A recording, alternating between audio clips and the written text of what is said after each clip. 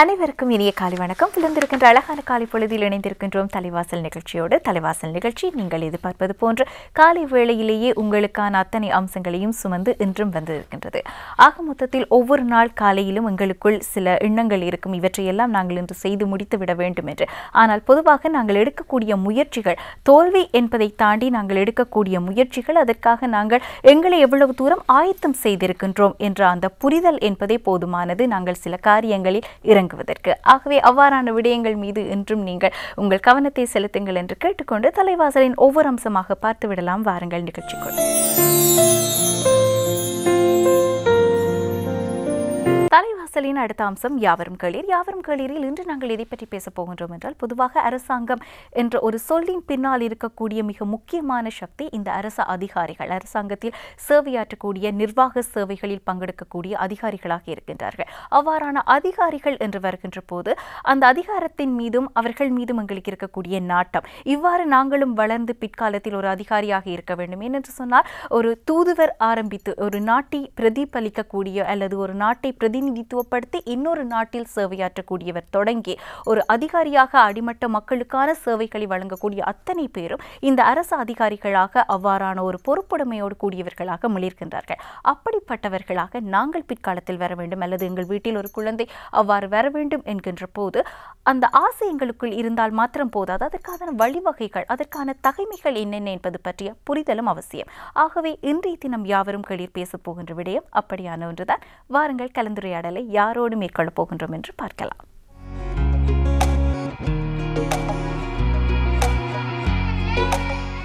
தலைவாசலின் யாவரும் கேளீர் பகுதிக்கு வந்தாயிற்று. யாவரும் கேளீரில் இன்று நாங்கள் எதை பற்றி பேசப் போகின்றோம் என்ற முன்னுரையை ஏலவே வழங்கியிருந்தேன். பொதுவாக இந்த அதிகாரிகள் என்பவர்கள் மீது எங்களுக்கு இந்த பள்ளிப்பராயம் தொட்டே ஒரு தீராத ஆர்வம் இருக்கும். அவர்களுடைய அந்த செயற்பாடுகள், அவர்கள் அதிகாரத்தை பிரயோகிக்கின்ற வழிவகைகள், அவர்களுடைய சேவைகள், இப்படி பல விடயங்களிலும் எங்களுக்குள் ஒரு ஆர்வம் மேலிடும்.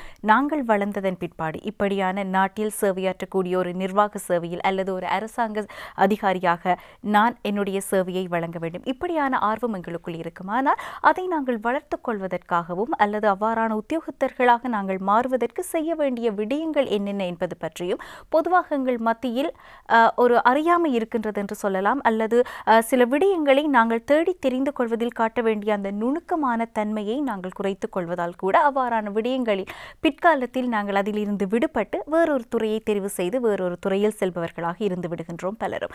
ஆக இன்றைய தினம் யாவரும் கேளீரில் நாங்கள் பேச போகின்ற விடயம், ஒரு அரச உத்தியோகத்தராக, ஒரு அரசாங்க அதிகாரியாக அல்லது ஒரு நிர்வாக சேவையில் ஒரு திட்டமிட்டு செயலாற்றக்கூடிய அல்லது ஒரு முடிவுகளை எடுக்கக்கூடிய ஒரு மேலாண்மைத்துவம் மிக்க ஒரு அதிகாரியாக நான் சேவையாற்ற வேண்டுமானால் எவ்வாறான வழிவகைகளை நான் அதற்காக கொண்டிருக்க வேண்டும், முக்கியமாக எனக்குள் நான் வளர்த்து கொள்ள வேண்டிய தகைமைகள். ஏனென்றால் இவ்வாறான அதிகாரியாக நான் வர வேண்டும் என்பது எல்லாம் எங்களுக்குள் ஒரு கனவாக இருந்தால் கூட அதற்கான சரியான தகுதியும் தகமையையும் நாங்கள் வளர்த்துக் கொள்கின்ற போதுதான் அந்த கனவை மெய்ப்பட வைக்கின்ற தகுதி எங்களுக்குள் தானாக வளர்ந்து விடுகின்றது. ஆகவே அது தொடர்பாக எங்களுக்குள் நாங்கள் வளர்த்து கொள்ள வேண்டிய பண்புகள் என்னென்ன, அது மாத்திரமல்லாமல் இவ்வாறான விடயங்களை நாங்கள் பெற்றுக்கொள்வதற்கு எவ்வாறான வழிவகைகள் இருக்கின்றன என்பது பற்றி கல்வி சார்ந்து, பரீட்சைகள் சார்ந்து இவ்வாறு நாங்கள் இன்று விரிவாக பேச காத்திருக்கின்றோம். இதற்காக எங்களோட அதிதியாக இணைந்து கொள்கின்றார் திரு எஸ். தில்லை நடராசா ஐயா அவர்கள். இவர் கல்வி அமைச்சின் ஓய்வு நிலை மேலதிக செயலாளராக சேவையாற்றுகின்ற அதேவேளை உடுவை தில்லை நடராசா எனும் பெயரில் நமக்கு அனைவருக்கும் நன்கறிந்த ஒரு பெயரில் கலை இலக்கிய துறையில் தன்னுடைய சேவைகளையும் தன்னுடைய திறமையையும் வெளிப்படுத்தி வருகின்ற ஒரு மூத்த அரசாங்க உயர் அதிகாரி ஒருவரோடு தான் நாங்கள் இன்றைய தினம் கலந்துரையாட காத்திருக்கின்றோம். வணக்கம் ஐயா. வணக்கம். ஆரம்பத்திலேயே நாங்கள் கூறியிருக்கின்றோம், இந்த அதிகாரிகள் என்பவர்களை பார்த்தாலேயே சிறுவயதில் இருந்தே பலருக்குள்ளும் ஒரு எப்படி பார்த்தாலும் எங்களிடம் கேட்கின்ற போது எங்களுக்கு ஒரு ரோல் மாடல் என்று சொல்வார்கள் இல்லையா, அப்படி பார்க்கின்ற போது ஒருவரை நாங்கள் அப்படியாக வைத்திருப்போம். ஆனாலும் வளர்ந்த பின் நான் இப்படி ஆக வேண்டும் என்ற ஆசை எங்களுக்குள் இருந்தாலும் அதற்கான வழிகள் என்பது ஆரம்பத்திலேயே எங்களுக்கு தெரியாமல் போய்விடுகின்றது. இதை நாங்கள் பேச வேண்டுமானால் பள்ளி பிராயத்திலிருந்து பேசுவதுதான் பொருத்தமாக இருக்கும். ஏனென்றால் நான் யாராக வரப்போகின்றேன் என்ற வித்து அந்த பருவத்தில் தான் எங்களுக்குள் விதைக்கப்படுகின்றது. ஆகவே உங்களிடம் முதலாவது கேள்வி, ஒரு பெற்றோருக்கு அல்லது ஒரு மாணவ பிராயத்தில் இருக்கக்கூடிய ஒரு பிள்ளைக்கு இவ்வாறான விடயங்கள் சார்ந்து தனக்குள் எழக்கூடிய அந்த ஆர்வம் அல்லது ஆசை, கனவு, இதை நாங்கள் சரியாக எங்களை அடைந்து கொள்வதற்கு மேற்கொள்ள வேண்டிய விடயங்கள் என்னென்னவாக இருக்கும் ஆரம்ப கட்டத்தில்? நிச்சயமாக நான் ஒரு கிராமத்து பள்ளிக்கூடத்திலே படித்து கொண்டிருந்த காலத்தில் எனது பெற்றோர்கள், பெரியவர்கள் எல்லாம் நன்றாக படி, எதிர்காலத்தில் ஏதாவது ஒரு நல்ல வேலை தேட வேண்டும் என்று சொன்னார்கள். அந்த நேரத்தில் பள்ளிக்கூட மாணவனாக இருந்த காலத்தில் நான் அநேகமாக ஆசிரியர்களைத்தான் நான் சந்தித்திருக்கிறேன். குறைந்த அளவு வேறு எங்காவது வெளியிலே வேலை செய்தவர்களை சந்தித்திருக்கிறேன். மற்றதெல்லாம் கிராமப்புறத்திலே சிறு சிறு வேலைகள்.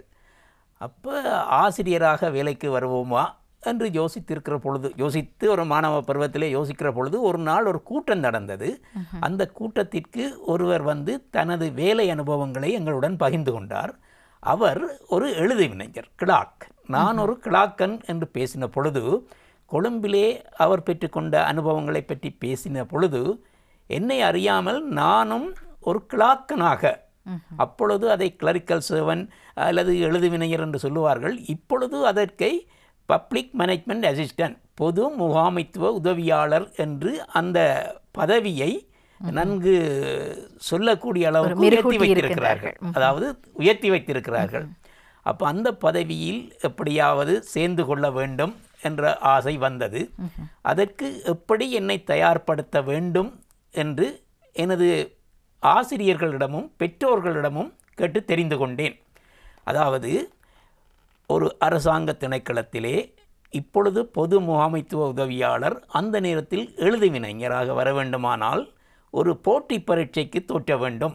போட்டி பரீட்சைக்கு தோற்றுவதானால் சில பாடங்களில் என்னை தயார்படுத்த வேண்டும். ஒன்று பொது அறிவு, அடுத்தது கட்டுரை எழுதல், இப்படி சில பாடங்கள். அப்போ பள்ளிக்கூட மாணவனாக இருக்கிற பொழுது அந்த பருவத்துக்கு முதலே அந்த திறமைகளை சற்று வளர்த்து கொள்ள விரும்பி அதற்கான ஒழுங்குகளை செய்தேன். பெற்றோர் உதவி அளித்தார்கள். பொது அறிவு தொடர்பான புத்தகங்களை நூலகங்களிலே புத்தக சாலைகளில் வாங்கி வாசித்து எனது பொது அறிவை விருத்தி செய்தேன். கட்டுரை எழுதல் அதையும் விருத்தி செய்தேன். இவையெல்லாம் அந்த நேரத்தில் அந்த போட்டி பரீட்சையிலே தோன்றி அதிக புள்ளிகளை பெற்று அரசாங்க திணைக்களம் ஒன்றிலே வேலை செய்யக்கூடிய ஒரு வாய்ப்பை தேடித்தந்தது. இப்படி ஒவ்வொரு இதற்கும் இப்பொழுது நான் கொடுக்கக்கூடிய ஒரு புத்திமதி என்னவென்றால், இன்றைக்கு ஊடகங்கள், பத்திரிகை, வானொலி, தொலைக்காட்சி, இப்படியெல்லாம் ஊடகங்கள் அதிக அளவிலே காணப்படுகிறது. அப்போ ஒவ்வொரு பதவிகளை பற்றியும் ஒவ்வொரு வேலைகளை பற்றியும் அவர்கள் முன்கூட்டியே அறிந்து கொள்ளலாம். பல பத்திரிகைகள் வருகிறது. அநேகமாக கிராமப்புறத்தில் கூட உயர்தர உத்தியோகத்தர்கள் இருக்கிறார்கள். அப்போ அவர்களிடம் கேட்டு பல தகவல்களை பெற்றுக்கொள்ளலாம். அப்போ முக்கியமாக ஒவ்வொரு மாணவருக்கும், குறிப்பாக மாணவர் தன்னிடம் என்னென்ன துறைகளிலே திறமை இருக்கிறது, என்னென்ன துறைகளிலே அவருக்கு விருப்பம் இருக்கிறது, விருப்பமும் திறமையும் ஒன்று சேர வேண்டும். சில நேரத்தில் ஒரு துறையிலே நல்ல விருப்பம் இருக்கும், ஆனால் திறமை இருக்காது. சில வேளைகளிலே சில பேர் டாக்டராக வரணுமென்று அவருக்கெல்லாம் திறமை இருக்கும், ஆனால் விருப்பம் இருக்காது. நான் வந்து ஆக்களுக்கு ஊசி போடுறதோ மருந்து கொடுக்குறோம் அப்படியெல்லாம் இல்லை. திறமையும் ஆர்வமும் இருக்கிற அந்த துறையை இனங்காண வேண்டும். ஒரு சிறுவன், பள்ளிக்கூட மாணவன் இனங்காண்பதற்கு அவனது பெற்றோர்கள், ஆசிரியர்கள் உதவி செய்யலாம். தம்பி, உன்னிடம் இன்னென்ன திறமைகள் இருக்கிறது, நீ இந்த திறமையை வளர்த்து கொண்டால் எதிர்காலத்தில் இன்ன தொழிலை நீ தேடிக்கொள்ள அது உதவியாக இருக்கும். ஏனென்றால் என்னை பொறுத்தளவில் எதிர்காலத்தில் பல்வேறு தொழில் வாய்ப்புகள் எங்கள் நாட்டிலே இருக்கிறது. சாதாரணமாக ஒரு 30 வருடத்துக்கு முதல் கணனியை பற்றி சொன்னால் எல்லாரும் தெரியாதென்று தான் சொல்லுவார்கள். கைத்தொலைபேசியை பற்றி சொன்னால் தெரியாதென்று சொல்வார்கள். இன்றைக்கு அந்த நிலை இல்லை. அப்படி பல்வேறு தொழில் வாய்ப்புகள் இருக்கிறது. என்னை பொறுத்தளவில் அதை பற்றியெல்லாம் அவர்கள் சிறு வயதிலேயே அறிந்து கொண்டால் அது அவர்களது அறிவை வளர்த்து கொள்ள, அவர்களது திறமையை விருத்தி செய்து கொள்ள, அந்த ஆர்வத்தையும் அதிகரிப்பதற்கு அது வசதியாக இருக்கும். அந்த வகையிலே ஒவ்வொரு மாணவரின் அல்லது ஒவ்வொரு சிறுவனது திறமை, ஆர்வம் ஆகியவற்றை குறிப்பாக பெற்றோர்கள் இனம் கண்டு சிறு வயதிலேயே அதை விருத்தி செய்ய ஆவண செய்ய வேண்டும். என்னை பொறுத்தளவிலே நான் மாணவனாக இருக்கிற காலத்தில் இப்படியெல்லாம் டியூஷனுக்கு போனதாக இல்லை. இன்றைக்கு டியூஷன் பல்கி பெருகி இருக்கிறது. புலமை பரிசில் பரீட்சை அப்படி இருக்கிறது. அப்பொழுதெல்லாம் அப்படி இல்லை. எனவே காலத்திற்கேற்ப என்னென்ன மாற்றங்கள் நடைபெறுகிறதோ அந்த மாற்றங்களை மாணவர்களுக்கு முடிந்தளவு அந்தந்த பருவத்திலே சொல்லிக்கொண்டால் அவர்கள் தங்கள் அறிவை விருத்தி செய்யலாம். குறிப்பாக இந்த வகையிலே இது போன்ற நடவடிக்கைகளிலே பெற்றோர்களும் ஆசிரியர்களும் ஈடுபட வேண்டும். இப்போ என்னை பொறுத்தளவிலே இந்த சேவைகள், பதவி என்று சொல்லுவோமே, முந்தியெல்லாம் எடுத்தவுடன் சொல்லுவான், தம்பி நீ ஏதாவது அரசாங்கத்தில் வேலை தேடிக்கொள், அரசாங்க வேலை என்றால் பென்ஷன் வரும். ஆமாம். அப்போ தனியார் துறையில் எப்படி வேலை செய்தாலும் காசுகள் கிடைக்கும், பென்ஷன் வராது, இளைப்பாறியுடன் சரி. சில நேரம் சில வியாபார நடவடிக்கைகள், வர்த்தகம் என்று சொல்லுவோம், அவையெல்லாம் சில நேரத்தில் காசு கிடைக்கும், சில நேரத்தில் வியாபாரம் இல்லாவிட்டால் எதுவும் கிடைக்காது, நட்டமும் வரலாம். எனவேதான் என்னை பொறுத்தளவில் யாழ்ப்பாணத்தில் அந்த நாளிலிருந்து இப்போதும் கூட அநேகமானோர் அரசாங்க உத்தியோகத்தை விரும்பினார்கள். ஒன்று மாதாந்தம் சம்பளம் கிடைக்கும், இளைப்பாறிய பின்னரும், அதாவது 60 வயதிற்கு பின்னரும் அவர் இறக்கும் வரை அவருக்கு அந்த உழைத்த சம்பளத்தின் ஒரு பெரும்பகுதி ஓய்வூதியமாக கிடைக்கும், பென்ஷன். அதுபோக சில வசதிகள் இருக்கும். அப்போ இந்த வேலைகள் என்று சொல்கிறோம், அந்த வேலைகளை இலங்கை முழுவதும் செய்யக்கூடிய சில வேலைகள் இருக்கிறது. அரசாங்க உத்தியோகம் அது நாடளாவிய சேவை, ஐலண்ட் வைட் சர்வீஸ் என்று ஆங்கிலத்திலே சொல்லுவார்கள். மற்றது சில மாகாண சபைகளுக்கென்று மட்டுப்படுத்தப்பட்டது, இன்னும் சிலது பிரதேசங்களுக்கென்று மட்டுப்படுத்தப்பட்டது.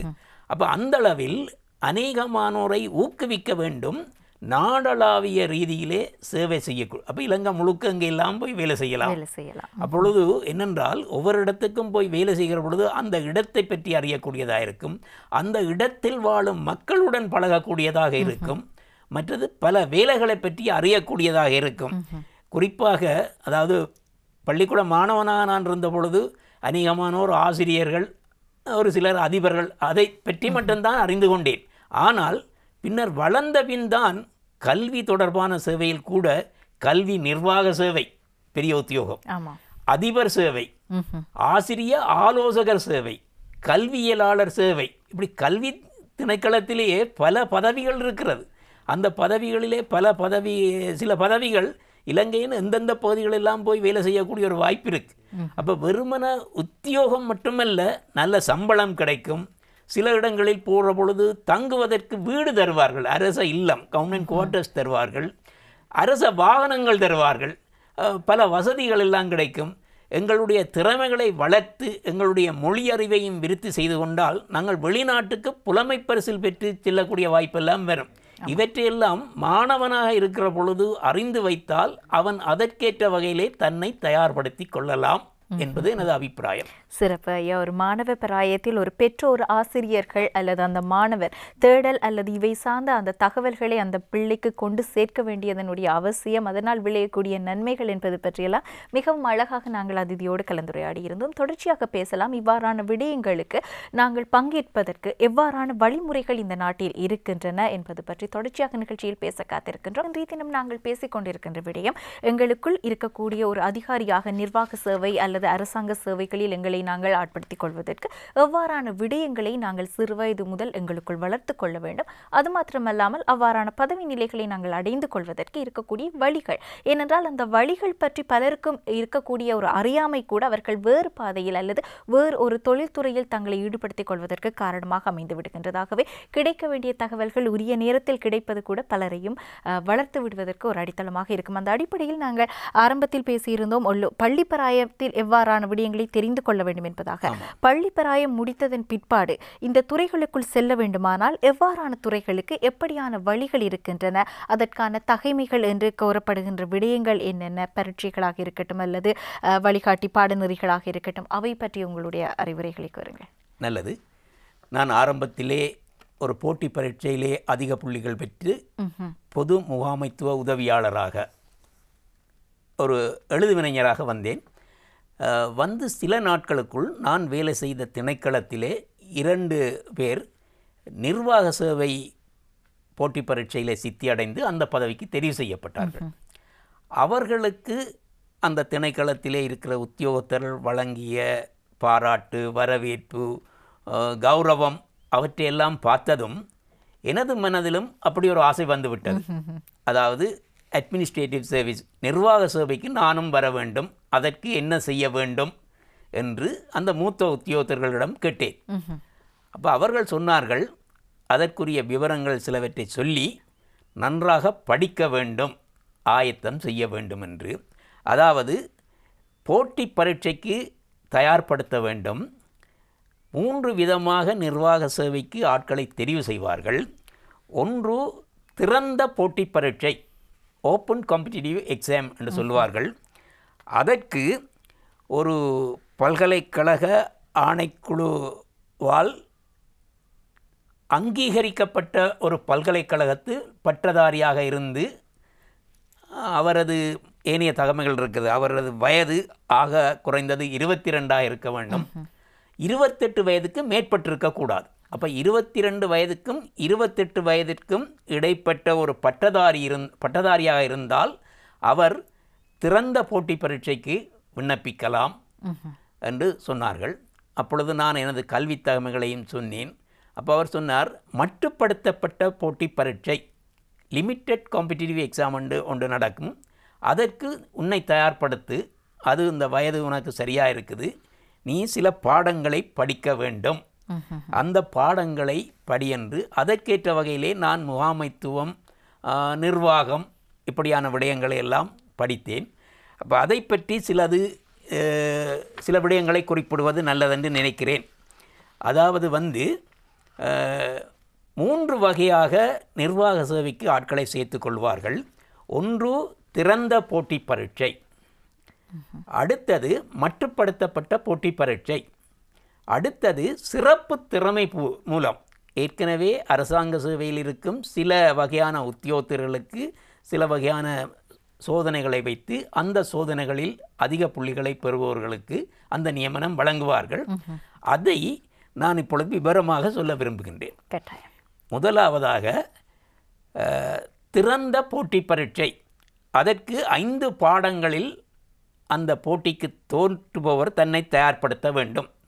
ஒன்று பொது விவேகம், அடுத்தது இலங்கையின் சமூக பொருளாதார அரசியல் பின்னணி தொடர்பான தகவல்கள், மற்றது உலக விவகாரங்கள், 4வதாக அவரது முகாமைத்துவ அறிவையும் விருத்தி செய்து கொள்ள வேண்டும், 5வதாக ஆக்கப்பூர்வமாக கிரியேட்டிவாக தேடல் முயற்சிகள், தொடர்பாடல் துறையிலே தன்னை வளர்த்து கொள்ளல், இப்படி 5 பாடங்கள் இருக்கும். திறந்த போட்டி பரீட்சை மூலம் நிர்வாக சேவைக்கு நியமனம் பெற விரும்புவோருக்கு. அப்போ இந்த 5 பாடங்கள், ஒவ்வொரு பாடங்களுக்கும் 100 புள்ளிகள், அதில் ஒவ்வொரு பாடத்திலும் ஆக குறைந்தது 50 புள்ளிகளாவது பெற வேண்டும். இது திறந்த போட்டி பரீட்சை மூலம் தோற்றுகிற ஒரு பரீட்சார்த்திக்கு. மற்றது ஏற்கனவே அரசாங்க உத்தியோகங்கள் சிலவற்றில் இருக்கின்ற உத்தியோகத்தர்கள் மட்டுப்படுத்தப்பட்ட, அது ஒரு லிமிட்டட் காம்படிட்டிவ் என்று சொல்லுவார்கள், அந்த மட்டுப்படுத்தப்பட்ட பரீட்சைக்கு தோற்றலாம். அதற்கும் பொது விவேகம் அவசியம். இலங்கையின் சமூக பொருளாதார அரசியல் பின்னணி பற்றிய 2வது பாடமும் அவசியம். 3வது பாடம் சற்று வித்தியாசமாக விடய ஆய்வு, அதை ஆங்கிலத்திலே கேஸ் ஸ்டடி என்று சொல்லுவார்கள். சாதாரணமாக அரசாங்க உத்தியோகங்களிலே வேலை செய்கிற பொழுது, அரசாங்க திணைக்களங்கள் அலுவலகங்களிலே வேலை செய்கிறவர்களுக்கு வழிகாட்டுவதற்காக ஒரு புத்தகம் இருக்கிறது, தாபன விதிக்கோவை, அதை எஸ்டாப்ளிஷ்மெண்ட் கோட் என்று ஆங்கிலத்திலே சொல்லுவார்கள். நிதி பிரமாணங்கள், பணத்தை எப்படியெல்லாம் செலவு செய்யலாம், எப்படி கட்டுப்பாடாக இருக்க வேண்டும் என்பதற்கு நிதி பிரமாணங்கள், அதை ஆங்கிலத்திலே ஃபைனான்சியல் ரெகுலேஷன் என்று சொல்லுவார்கள். மற்றது இந்த நியமனங்களை எல்லாம் செய்கிறதற்கு ஒரு ஆணைக்குழு இருக்கிறது, அரசாங்க பொதுச்சேவை ஆணைக்குழு. அவர்களது விதிகள், எப்படியெல்லாம் நியமனம் செய்வார்கள், எப்படி இடமாற்றம் செய்வார்கள், எப்படி பதவி உயர்வு செய்வார்கள், எங்கெல்லாம் ஒழுக்காற்று நடவடிக்கைகள் மேற்கொள்ளப்படும், இதை பற்றியெல்லாம் விடய ஆய்வு என்ற ஒரு தலைப்பிலே பாடம் நடக்கிற பொழுது அவர்கள் அதற்கு பொருத்தமான விடைகளை எழுதி அதிக புள்ளிகளை பெற்றுக்கொள்ள முயற்சி செய்ய வேண்டும். அடுத்தது ஆக்கப்பூர்வமாக, அதாவது எதையும் பகுப்பாய்ந்து ஆக்கப்பூர்வமாக தங்களது ஆக்கங்களை தெரிவிப்பதோடு, கருத்துக்களை தெரிவிப்பதோடு, தொடர்பாடல் திறன்களையும், கம்யூனிகேஷன் ஸ்கில், முந்தியெல்லாம் அது இல்லை, இப்பொழுது அது ஒரு முக்கியமானது, அதை வளர்த்து கொள்ள வேண்டும். அப்போ திறந்த போட்டி பரீட்சையானால் 5 பாடம், மட்டுப்படுத்தப்பட்ட போட்டி பரீட்சையானால் 4 பாடம். இந்த 4 பாடங்களுக்கும் அதே மாதிரி ஒவ்வொரு பாடத்திற்கும் 100 புள்ளிகள். அந்த 100 புள்ளிகளில் ஆக குறைந்தது ஒவ்வொரு பாடத்தில் 50 புள்ளிகளையாவது பெற்றுக்கொள்ள வேண்டும். 3வதாக ஒரு வகையை குறிப்பிட்டேன், சிறப்பு திறமை, மெரிட். இந்த மெரிட் என்றால் ஏற்கனவே அரசாங்க உத்தியோகங்களிலே இணைந்த சேவைகளிலே வேலை செய்கிறவர்கள் இதற்கு தோற்றலாம்.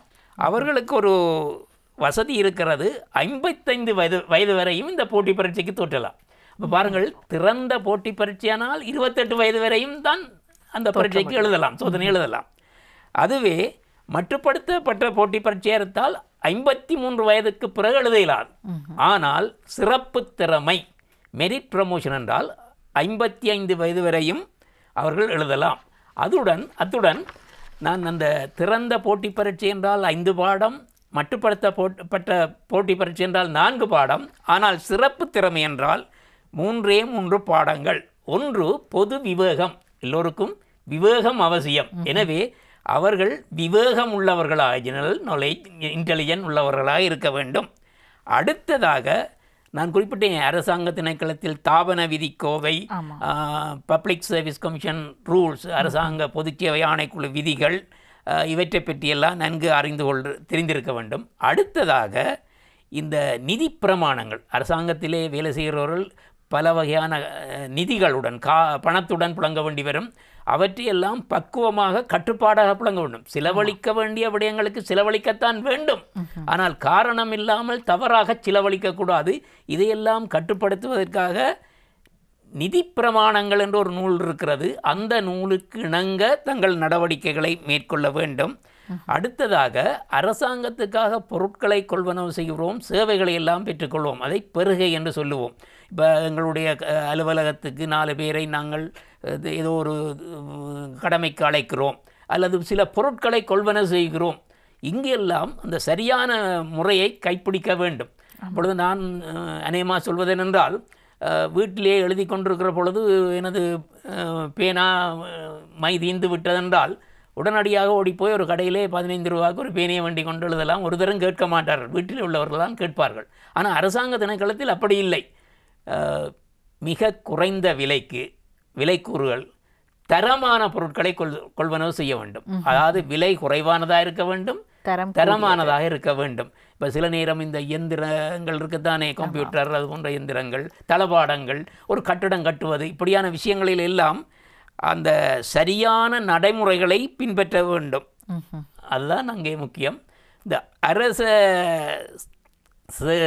அரசாங்கத்திலே சேவை செய்கிற பொழுது அவரது சேவையால் அரசாங்கமும் மக்களும் பயனடையக்கூடியதாக இருக்க வேண்டும். இப்போ சில நேரம் சில பொருட்களை நான் வாங்குகிற பொழுது அந்த பொருட்களை விற்பவர்கள் எனக்கு ஏதாவது சில சந்தோஷங்கள் செய்யக்கூடும். அப்படியெல்லாம் பெறக்கூடாது என்ற அது ஒழுக்காற்று நடவடிக்கைக்கு உட்படுத்தப்படும். இவற்றையெல்லாம் நன்கு சரியாக அனுபவம் மூலம் தெரிந்து கொண்டிருந்தால் தான் இந்த சிறப்பு திறமை மூலம் பரீட்சை நடக்கிற பொழுது அவர்கள் நல்ல விடைகளை எழுதி அதிக புள்ளிகள் பெறக்கூடியதாக இருக்கும். அப்போ இது எழுத்து மூலமான பரீட்சையிலே அதிக புள்ளிகள் பெற வேண்டும். இப்படி அதிக புள்ளிகள் பெற்ற பின்பு அவர்கள் ஒரு நேர்முக பரீட்சைக்கு தோற்ற வேண்டும். அப்போ எழுத்து பரீட்சையிலும் நேர்முக பரீட்சையிலும் அதிக புள்ளிகள் பெற்றால் அவர்கள் இலங்கை நிர்வாக சேவைக்கு தெரிவு செய்யப்படுவார்கள். இது ஒரு நாடளாவிய சேவை. இன்றைக்கு அமைச்சின் செயலாளராக, உயர் பதவிகளிலே இருப்பவர்கள், அரசாங்க அதிபர்களாக இருப்பவர்கள், பிரதேச செயலாளர்களாக இருப்பவர்கள் எல்லாரும் இந்த இலங்கை நிர்வாக சேவையைச் சேர்ந்தவர்கள். அப்பொழுது என்னென்றால் அதிக உயர் பதவி, நான் ஏற்கனவே சொன்னேன், அவர்கள் தங்குவதற்கு இடம், குவார்ட்டர்ஸ் எல்லாம் கொடுப்பார்கள், வாகனங்கள் கொடுப்பார்கள்.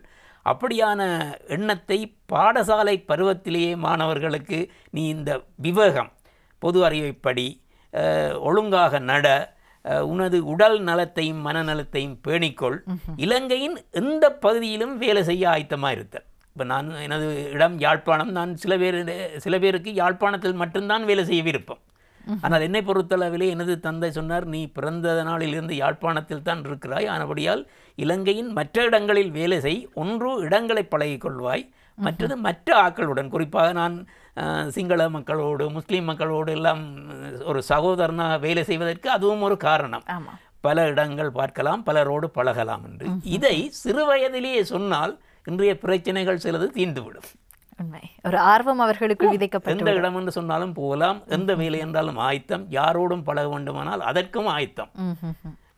இது இப்படி பல வேலைகள் இருக்கிறது. இப்போ இலங்கை நிர்வாக சேவை மாதிரி நாடளாவிய சேவையிலே பல வேலைகள் இருக்கிறது. அதை அவர்கள் தெரிவு செய்யலாம். அதாவது பொறியியல் சேவை, என்ஜினியர்ஸ் என்று சொல்லுவார்கள், கணக்காளர்கள் அக்கௌண்டன்ஸ் என்று சொல்லுவார்கள், திட்டமிடல் சேவை பிளானிங் என்று சொல்லுவார்கள், விஞ்ஞான சேவை, கட்டிட நிர்மாண சேவை, இப்படி பல சேவைகள் எல்லாம் இருக்கிறது. ஆக ஒரு வேலை அல்லது ஒரு பதவி என்று இல்லாமல் அவர்கள் தங்கள் திறமைகளை, ஆற்றல்களை, அறிவை வளர்த்துக் கொள்கிற பொழுது பல வேலைகள் இருக்கிறது. இலங்கையிலே பல இடங்கள் இருக்கிறது. இவற்றையெல்லாம் மாணவ பருவத்திலேயே அவர்களுக்கு சொல்லி வைப்பது நல்லது.